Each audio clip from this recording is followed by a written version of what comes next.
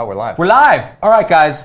So how the fuck, since I can swear on this one. We're going to curse, so get your kids out of here. This is the explicit version where we take your comments called TribeTalk. How in the fuck did this happen for 3 hours? Yeah, now 3 hours. So just so you know, we're talking about the nurse who was raped and held hostage at Del Nor Hospital in Geneva, Illinois. This story came out a couple weeks back, but no one was reporting this stuff. I had heard this story through the Z-Pack who had messaged me privately, but I kept it private out of respect for the victim. She is still anonymous, but she's now filed a public lawsuit, and so we can talk about this. So how the fuck did this go on for 3 hours? 3 hours. And nobody was able to do anything. Nothing could happen. And first of all, the fucking correctional officer runs like a pussy away. Angela, who's part of the Z-Pack, told me that her husband's a CO, and she was like, hey, mention that not all COs, a good CO would never let this happen. Listen, that's obvious. A good CO would never let this happen. I'm going to tell you right now, I've worked with good COs just this week. There's a patient that we had who was in prison for a pretty serious crime, and we were taking care of him, and the two COs there were great. They were polite, they were competent, they were constantly attentive. The patient was restrained and shackled at all times. The patient was actually very polite, and so that's how it works when it works. So we're not taking a crap on correctional officers, we're taking a crap on this correctional officer, and we're taking a crap on any institution that allows this kind of laxity to occur. And this guy in particular is a fucking coward. He's a coward. What was he doing? He didn't alert anyone either for 3 hours. That camera shaking. Well, how long did it take him to alert somebody? Yeah, well, it said he definitely didn't do it right away. Well, it wasn't clear in the complaint, but it didn't happen right away because he was hiding in this room. He made a call, but it wasn't clear to who, and he definitely didn't tell, it seems like, the hospital staff what was going on. And they have a guy with a gun running around. Now, the guy clearly got scared and all of that, but look, guys, like, this is you had one fucking job. Keep people safe from a dangerous criminal, potentially dangerous criminal, who has shown previously that he can be belligerent and agitated, etc. The guy took off his shackles, let him go to the bathroom, had him come back, and it was known that he was a manipulative guy. Said, you know what, keep him off because I might have to go again. I feel like I might have to go again. The guy was like, okay. The nurse came in and was like, why isn't he shackled? Never got appropriate response according to the complaint.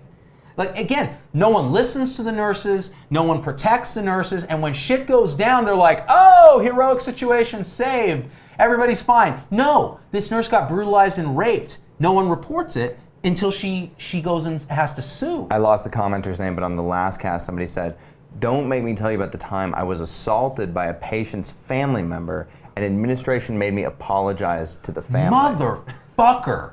Listen to me, guys. Because the customer is always right. The customer is always fucking right in the hospital. You know that? Because when we're paid on patient satisfaction to the exclusion of doing the right thing for everybody, this is what fucking happens. Administrators will go to bat for belligerent patients. It's not even the patient. Like, it's one thing if you have a patient who's not in their right mind. They have psychiatric illness, they're delirious, whatever. Even that doesn't excuse shit in my mind. But when a patient's family does that, they should go to jail. Yeah, they should go to jail. It's always straight up assault, but that's like even worse. It's absolute horseshit, you guys. Somebody said, can you state the allegations again? They missed the first cast. Do you want to briefly? So the allegations are this, just to summarize from the first cast, and I would definitely go back and watch that and share that because that's clean and you can share it with your peeps and administrators and whoever you want. By the way, I'm not taking a shit on all administrators. There are many administrators who go to bat for their staff, but the ones that don't should fucking burn in hell because this is bullshit. This is what happens when we have a culture of nurses are expendable or frontline. And it's the same with doctors. Doctors are expendable too. We can burn out and commit suicide. No one gives a fuck. Let me read you a comment here that I think just sums up Health 2.0. Nurses are just line items, Lori says. That's exactly as important as a chair in the room. That's exactly it. Now to summarize the allegations, this nurse at Del Nor Hospital, this story came out a week or two ago, was taken hostage. They said she was taken hostage, she was released, she's okay. No, she was taken hostage by a correctional inmate who stole a gun from a correctional officer due to lax security. This guy had shown belligerent and psychopathic behavior in the past, and she was brutalized, beaten. The correctional officer, the inmate for 3 hours basically told her, you are only leaving this room in a body bag. And then he raped her. Now, what the fuck, right? Also, if you are an administrator out there and you care about money so much, this is going to cost tens of millions of dollars, potentially. So if you're worried about the bottom line, Do the right thing for your people, and it will prevent you from paying out these large settlements. So people are always like, oh, what the fuck is Health 3.0? You're always talking about Health 3.0. Health 3.0 is do the right thing for the caregivers and the patient, and the money comes from doing that. You get paid for actual outcomes. In Health 2.0, you get paid to minimize line item expenses, to maximize productivity per unit item when you are working in an assembly line, which is 2.0. And in that, the safety of the nurses doesn't mean shit because you can just replace them because they're a commodity. You burn through a little commodity, get another commodity to replace it. That would never happen in 3.0. Because now look how much the security company, the county's gonna have to pay because they fucked up, because they didn't treat a nurse like a human being, they didn't provide appropriate security, appropriate training, right? And now what's gonna happen is there's gonna be a stigma for correctional officers who actually do a very brave job most of the time, and we've seen it, right? So, you know, it's incredible. So my husband is a correctional officer in North Carolina. I told him about this as Kristen Sater.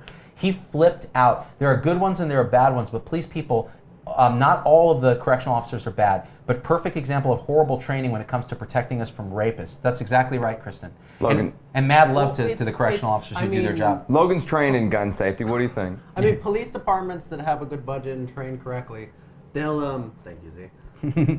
I mean, the thing is they have, because we talked about this earlier, they have retention holsters. So it's a specific way, specifically so that a criminal can't grab your gun. Yeah. So I don't know if maybe they don't have the funding to provide these for the officers, and they don't have the training to... So what, does it mean you actually can't So literally take it? there's a button, and some of them have more than one kind of things you have to do to get the gun out. So, because obviously someone would just come up and try to grab the gun. Yeah. And so there's all these built-in things that you have to put your hand a specific way, put your hand there. Yeah. No one can do it from the outside. Ah. So So I don't know if it's the maybe police he department forced this that's not guy doing to it. take the gun out somehow? I doubt it. Ah. So it's weird. So the question is there a failure of equipment too, as well as Well, no, I think training? what Logan is saying is that they probably didn't have a retention holster. No, that's what I they mean. The did. failure of Yeah, the failure of that's having the equipment. So again, with budget cuts. with budget cuts, right? Because they were trying to save a On there, fucking yeah, they're trying nickel to save a somewhere. It's trying to save a nickel, and then they end up with a rape. They probably hired a cowardly, low-level CO. They gave him shitty equipment, and then this happened. You know, and part of me wants to kind of defend this cat just because, look, it's scary when someone takes your gun. The problem is if you're not trained and there's no good budget to train you and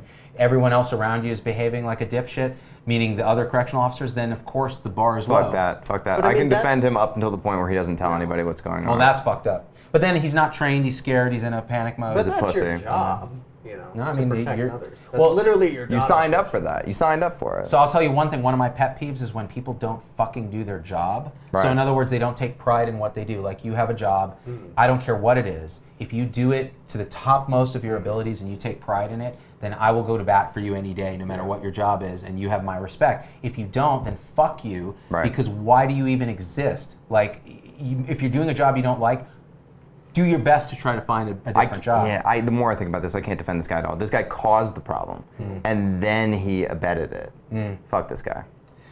Let's see this here. Kendall Scuderi. Good thing it didn't happen to another patient. Yep, I've heard that before after witnessing a nurse get assaulted by an irate alcoholic patient. Fucking awful. So somehow there's a distinction between the staff getting assaulted and another patient getting assaulted. So, oh my God, if another patient gets assaulted, the hospital is definitely going to get sued, and there's going to be HCAPs and patient satisfaction problems because, well, I'm going to check the box that I was assaulted in the hospital, which really kind of nails the Press Ganey problem here. That's fucking stupid. These are human beings across the board. If anything, the crime should be worse if you assault a healthcare provider because they are there to help you.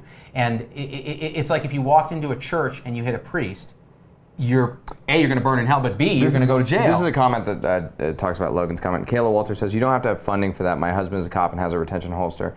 I cannot get that gun out at all, and he bought it on his own dime. But I think what we're saying is it shouldn't be up to an independent contractor to buy their own retention holster. It should be provided by the hospital. Police have to buy their own firearms and holsters. And Yeah, that's fucked up too. They shouldn't have true? to either. Is that true? That is true. Police They- have to buy They that buy shit? their own firearms. They buy their own holsters. Wow. That's tough. Yeah. My dad is a what is it, medical risk manager. Yeah. And he's had not like this, but there's been times where he's gone to bat for nurses and doctors and gotten shit from the people above him constantly. And they come down and they tell him like, hey, you need to stop looking into this.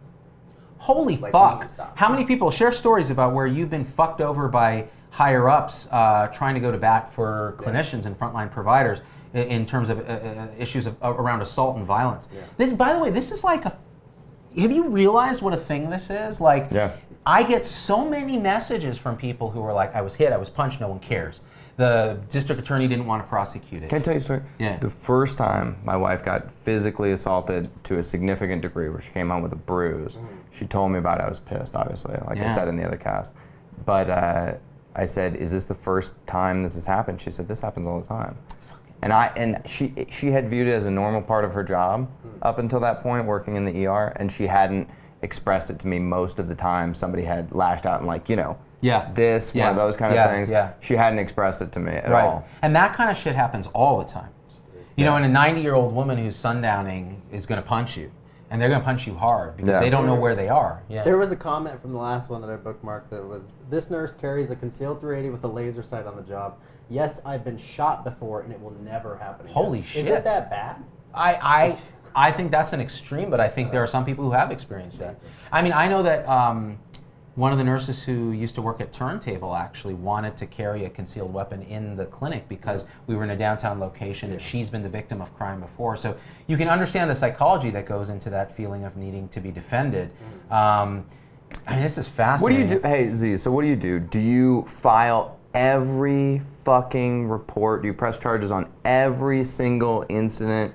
Do you make it known that it is not okay ever? Is that how you do it? Because that's how I would do it. I think it's all of the above. I don't care if an old grandma, Asian grandma hits you. You have to file something. Yeah. You say you put it on report. Nobody's ever allowed to hit you in society. And they're especially not allowed to hit you during your job in the hospital. Your job of helping them. Exactly right. And if it's someone who's not in their right mind, then you document that in the report. Right. But you report every act of violence, period. No matter who it's against, who it's from, whatever. This is what really infuriates me is when patients' families perpetrate violence. Kendall says, I had my hair pulled and the response I got was, well, she said you were rude to her. Oh, mother, are you kidding me? This is what they are reporting to administration, and they're getting told, were you being a bitch? Were you being a bitch? Like, what's your problem? Fuck you. Fuck you, administration. I mean, that's horseshit, man. Come on. But we see it all the time. We see it all the time. Now, what's interesting is there is a bit of a double standard. So I think if a physician gets hit, it becomes a bigger deal. But it's still, like, physicians have been murdered in hospitals. There's a psych doc who was killed in Texas by a patient. And so it spans the perceived medical hierarchy that everybody, but nurses are on the front lines. They're with the patients the most, and they're dealing. So here's the thing with nurses, and I got to give them mad props for this. When doctors say, you know what, that patient's not getting narcotics because they're a fucking, they're addicted and it's drug-seeking behavior and they can't have it. And this happens all the time when we round. No, we're not going to do it because we're not going to perpetuate this. Well, who has to deal with that? It's the frontline nurse who's taking care of that patient who then has to tell the patient the doctor said you can't have it because doctor sees them once a day. Has to deal with it once, but the nurse is seeing them all the time on their shift, and the patient is pissed, may have some component of withdrawal, may be angry, and so that puts the nurse in some degree of danger, psychological and physical. Right. And so we need to address that. We need to figure out, do we have better systems? Do we have better support? Is there a stigma about even talking about it? Like your wife wouldn't even tell you about half this stuff. No, because it's part of the job to her. Absolutely. Literally every member of the Z-Pack in the comments, there's too many to read because everyone has a brutal assault story. Yeah. These aren't little assault stories. They're severe assaults. Yeah. I mean, that's crazy. I mean, it's nuts. I had a parent threaten to shoot me in the head of the hospital as well. Nothing came of it, says Tina Geddes. Not even an acknowledgement of the occurrence. The women had continued her care as normal and given what they wanted. My shift manager was scolded for standing up for me.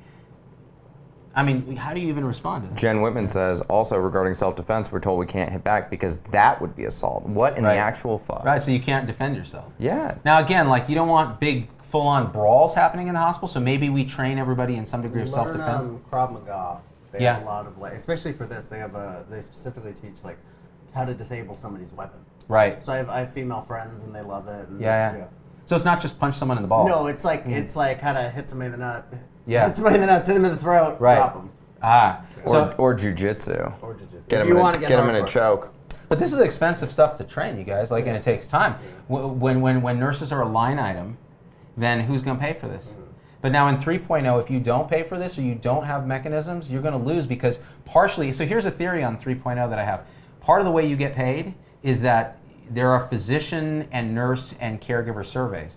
And part of how the organization does is how do they treat their staff. Yeah. And if they do well, they get a certain fair trade certification. Dave Chase has been working on this with this Rosetta Institute, so that when you're then shopping health plans to employers and going, do you want to be with us or this group? You can go, well, this is how we treat our docs, so we ought to get paid more.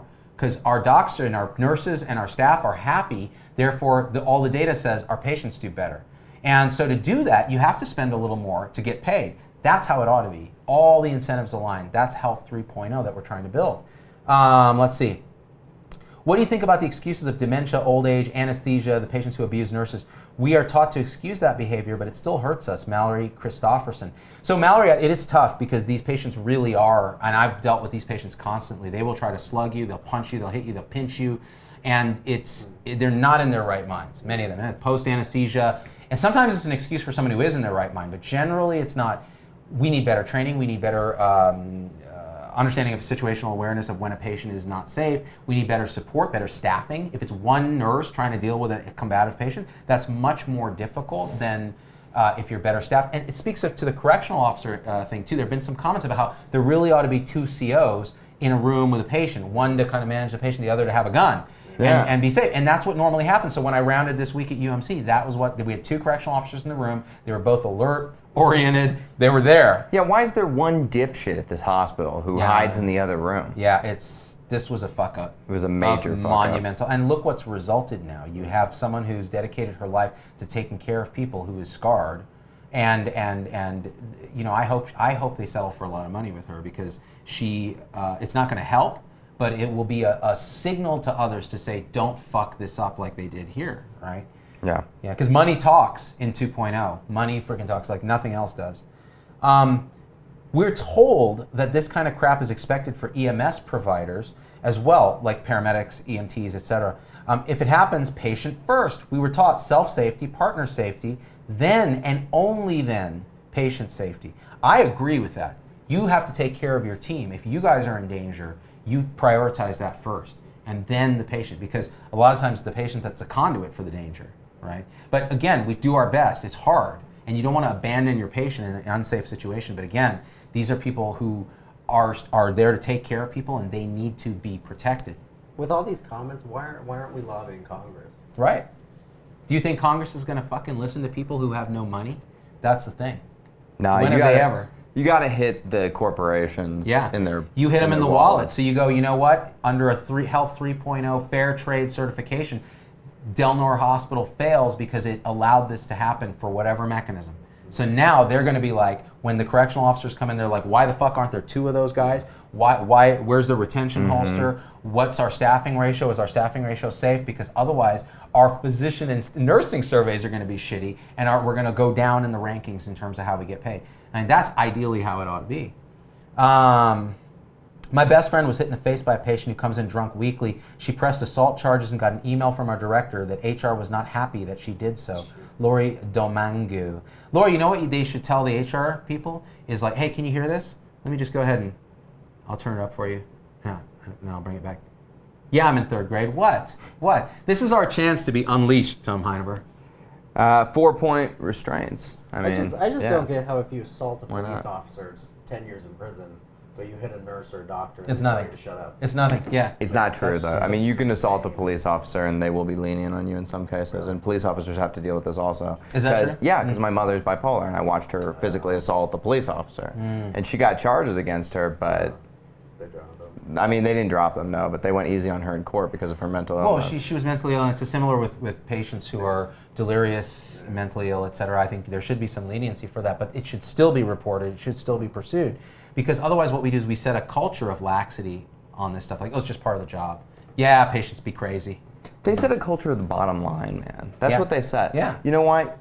This is just a comedy of errors, a tragic comedy of errors. They cut money from the budget, right, probably, to hire some bottom line security contractor, right? Yeah. And then they put it in some sort of slush fund for some sort of incident like this happens. Now, because the financial result to them is probably the same. Right. Well, let me say this one thing. So I've gotten messaged by security people from hospitals before, and they feel like they don't get enough props for the danger they put themselves in and the hard work they put in. And so it really depends on the entity.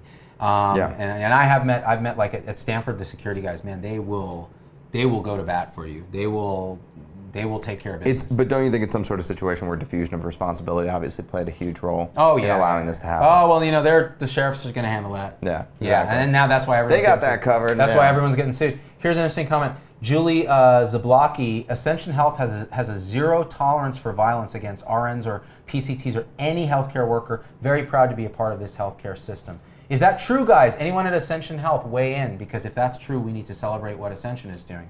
Because that's 3.0. We need to support 3.0 attitudes. Like, no individual entity is 3.0 yet, but we're seeing aspects of it springing up. They're starting to emerge, and all of progress is a wave. I've always said it kind of happens like this, and so as you see little pockets start to happen, overall the next wave will be bigger. So it's going to be awesome. I mean, nursing is sort of a sacred job in our society, right? And they have high levels of trust. From the public. Yeah, but I don't get why the media is downplaying this whole thing, like not making a big deal out of it. Let's speculate. You know what I mean? So speculation one, they were asked by the victim and the hospital to not mention the rape and not mention the bullet grazing and that kind of thing out of respect for her privacy. So that's possible, in which case the media behaved ethically, because it's not in the public's interest really necessarily to know that if it hurts this patient.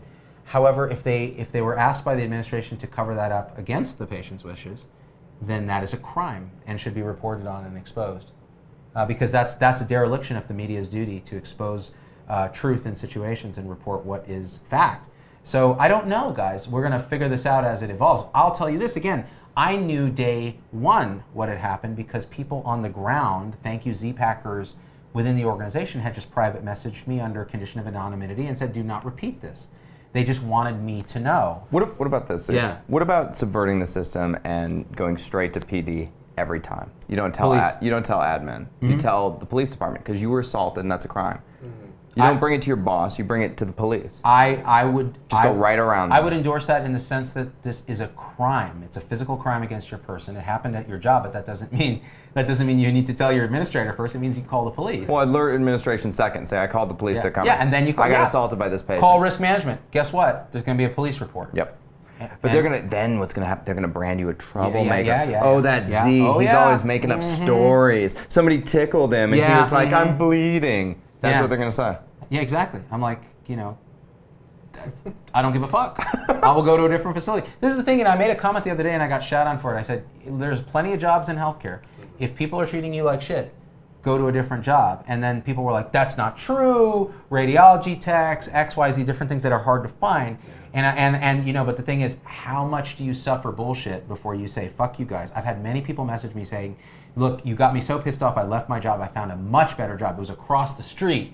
It was much better. They treat me well. We're part of a team. It's much more 3.0. We should never settle in our own lives for shit that if we feel like they're not supporting us, take a walk. And then what you'll find is those organizations are going to have trouble recruiting and retaining people. Jeff Morris says admins frown upon that, Tom, and I'm sure the nurse would be fired. Yeah, but if you work in an unsafe environment, I mean, it seems like grounds for a lawsuit to me if you got assaulted and then you were fired on the basis of that. Oh, fuck yeah. Lots of lawyers would like to take that case. Accidente, those guys. Yeah, those guys. They would take that case. Were you injured in an on-the-job scuffle with an administrator? Did you have the Emperor put a lightsaber deep in your buttocks? Well, call up. By the way, Nick Cole says in all caps, just had a patient who slammed his fist right next to a nurse's face against the wall, and the nurse got in trouble because the patient was considered a VIP. What? No, I've seen this shit. Yeah. VIPs can do anything. There's a whole thing called the VIP effect where people walk on pins and needles with VIP patients and they get worse care, they have worse outcomes because someone won't do the rectal exam. They won't take the vitals in the middle of the night and they'll miss shit and people will die. And this is how VIPs are treated by hospitals because VIPs are often big donors. So at Stanford, we were told like patient services came if there was a VIP because, oh my gosh, this person's going to philanthropic donation to the hospital and there's a wing named after them. Fuck you. Humans are humans, right? I understand the need to fund your hospital, but dude, it puts staff in a horrible position and it puts the patient in a horrible position because they get worse care. So just don't do it. And there's going to be plenty of patient services rep and patient experience reps now who message me and they're like, it's not that, it's this, and it's fucking no. It's kissing a rich person's ass to get money. Even I'm too good for that, and I'm not too good. This makes me so fucking mad. Donnie Lama says, I was nearly attacked by a fucking dog while working overnight in the ER by a service dog that obviously wasn't a service dog. Yeah. Of Pit course, bull. patient first mentality allowed this, and I got sat down and scolded for cursing at the dog. Fuck you people who put one of those gay vests on your dog and call it a service dog and say you need it for emotional support reasons, and then you take it on the airplane. You can go straight to hell. You're the worst members of our society. If I see your dog at a nice restaurant next to me, I'm gonna kick your dog. I don't care. Oh, Tom's so angry he's walked off. Well, I guess I better take that. I better take that service vest off my rabbit, because that's how I get her into Cheesecake Factory. I'm like, oh, I have astigmatism, and this bunny helps me see the cheesecake. I'm in a nest. Those dogs are for the blind, you assholes. Jesus Christ. It's true. You're getting a lot of love for that, by the way, which is disturbing. I'm an anesthetist, and at least once a year, I have a family member threaten me as I take their loved one to the OR with the old, you better take good care of them or I'll come looking for you, Nathan Viles. That is a threat to a person. That is a death threat of a sort, and you should be arrested for that. Period. What do you think? Can you be arrested for that shit? Not that, no. Oh, yeah. Logan knows people like that. That's Logan true. has My certain... father-in-law has said that. To healthcare workers. Yep. And he's a risk. Oh no, father-in-law. Right. Yeah, but that doesn't mean it's right. Nothing he does is right. I don't want to put your father-in-law in jail. It would just add to the prison overcrowding population problem. Suffered an early Somebody says kick your dog, I'm out. Listen, people, I would never kick a dog. Come on. I'd kick the person. Yeah, Okay. he kicked the person. Tom has threatened to kick both my dogs many But times. he would never. They're do it. terrible dogs. Tom loves Yeah. it. Tom becomes like a soft munchkin whenever a dog. And then comes he up. got a dog. Yeah, he's like, oh, dude. Tom's dog, okay, I has have a Instagram. fucking I'm gonna pull it up. Instagram page. Show him. His name's Reddy June on Instagram if you want to go follow him. That's REDDIE June. Okay. This is a dog kicker? Come on, guys. By the way, let's read this comment while you show me Reddy June's dog page. What kind of dog is it? He's a King Charles Cavalier. Of course he is. He's a proper gentleman. Of course he is. Is he putting on his fighting trousers? Tom snuggling. He loves dogs. This is the same Tom who just talked about a vest on a dog. All right, look at this though. Stephanie O'Donnell suffered an early miscarriage after being kicked in the stomach by a dementia patient. That's fucked up. Didn't even get a day off to mourn. Had to be back the next day. Did you not sue the hospital? 'Cause you should. No, because she was in mourning. I mean, and I don't know if you've told other people this story, Stephanie, but that is the most horrible thing, and my heart goes out to you, and I'm sorry for your loss. And we're going to have shows about mourning a miscarriage because we treat it as if it's like some bag stigma, of there's a stigma. It's like, no, you've lost a child. Exactly. You've lost a child. Psychologically, emotionally, mentally, you've lost a child. And this should have been a murder charge, right? Yeah. Although it was a dementia patient, but still, it's almost like I don't even know what it's like. It's terrible. I'm sorry, Stephanie, that happened to you. What do we got here? Wow, Laura O'Connell. Look at all the stories, you guys. Wow. Like, got pushed down by a 6'3", 300-pound patient. Charge nurse stepped in. Long story short. Hey, I don't weigh 300 pounds, dick. Quit pointing at me.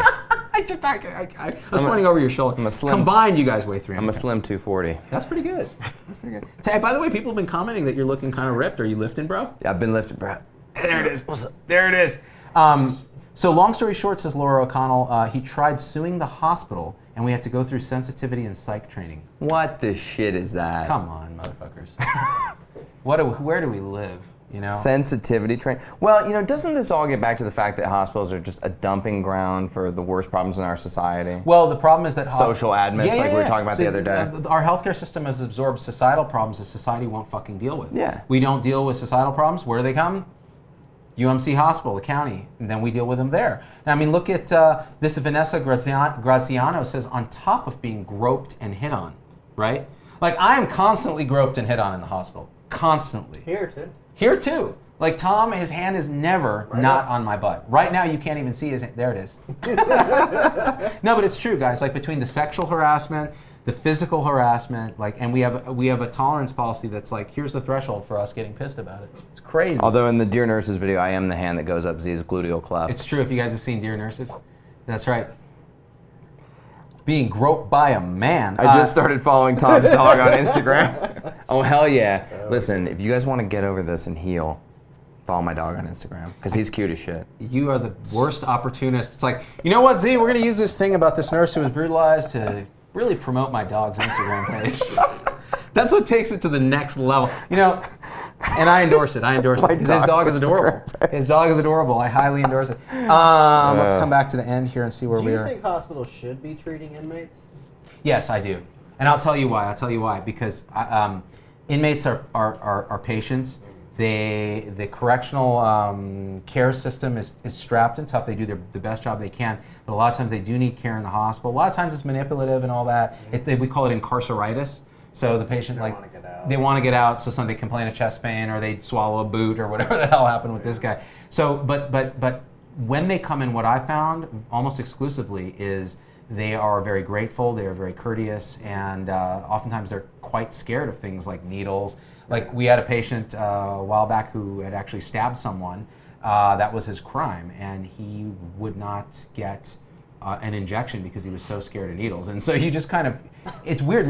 For some reason, I feel compassion for that kind of thing, just because I'm like, what happened to you as a child that created this character? So I think they deserve care, and hospitals have to do it, but we deserve for our staff to be safe, so we need to help with that. I say make an inmate hospital and have it be staffed by interns. Oh my God, that's an amazing idea. And we should make that a fucking reality show. That's what it is. It's like Escape from Bellevue, like Escape from New York Hospital, and like it's all the inmates, and they're minimally restrained, and some like scrawny intern. Well, guys, I was calculating the dose of Pen VK for your syphilis, and this one, oh my God, you have a gun! One of the guys comes up to one of the interns and he goes, "Yo, give me your finger." Puts it in his pocket. You're mine now. You're my doctor now. And then in the reality show, he's in the confessional booth, and it says like Billy Jones, bottom. So we heard you got hella turned out. I don't want to talk about it. But worst show ever, and yet probably better than the reality show I saw the other night on Netflix, Steampunked. Don't you love this argument that people make all the time where they go, why don't we just experiment on convicts instead of monkeys? I mean, at least monkeys never did anything wrong. Yeah. Have you ever seen a monkey? They throw feces. That's wrong to me. Chimpanzees are the worst. Yeah, they are the worst. Chimpanzees are assholes. I'm going to say, look, if a chimpanzee ever hurt a nurse in the hospital, I would just euthanize it right there. Janet Kelly says nothing funny about this. You know what? I think we're all sort of using humor as a defense mechanism right now, because I was starting to feel really bummed out. Gallows humor is what we do in healthcare. And many people criticize it and go, it's not appropriate, these are patients, these are staff, whatever. No, it's always appropriate. Why? Because it's how we cope with very painful, difficult things. We've already ranted, we've raved, we've cursed, we've basically talked about how heroic this nurse is. We've talked about how we're going to be sending her cards as soon as I get more info that I can secretly create a P.O. box where we can send this stuff and I can forward it to her. So that's already been done. And if we need to blow off steam by being assholes and laughing, then we're going to fucking do it, because that's how we roll, people. Oh, today was getting to me emotionally, man, because I can just think about my wife and all the times this could have happened to her. I remember once Mrs. Dog was walking down the street. We were in San Francisco. And we were walking, and this homeless woman got up, walked up to her, and spit right in her face. No reason. Just was mentally ill, decided to spit in my wife's face. Now, I was so close to punching this woman in the face because it was just like this rage response, right? So I had to restrain myself and comfort my wife and all of that. But the idea that we feel this instinctive protective response, and it doesn't matter whether someone's insane or what gender they are, you want to protect your loved ones. For some reason in the hospital, this whole thing fails. Like, we can't see a nurse as our loved one, as our family member, as our colleague. We see them as an expendable line item that if they get hurt, it's part of the job. Like, what the fuck is that? Brianna says admin is always the first to criticize using humor. Criticize using humor. You know, as a defense mechanism. Oh, as admin? a coping mechanism. Is that true? She's saying admins are the first to criticize that behavior. Oh, criticize it? Yes. Oh, yeah, admins can fuck themselves. Okay, here's the thing. I love administrators that are 3.0. There are lots of them. They message me all the time. But the ones that aren't can go fuck themselves. I don't care. Jane says your shirt colors all match. What's that? We coordinate. We matched today. What can I say? You know, we're three guys, mostly heterosexual, and we just crush it. Just three guys talking about healthcare. Tribe Talk with Z-Dog MD, Tommy T. Actually, not even Tommy T. Dawn Ebert, I had a doctor yell at me for not giving a patient pain meds. She was breathing 10 times a minute.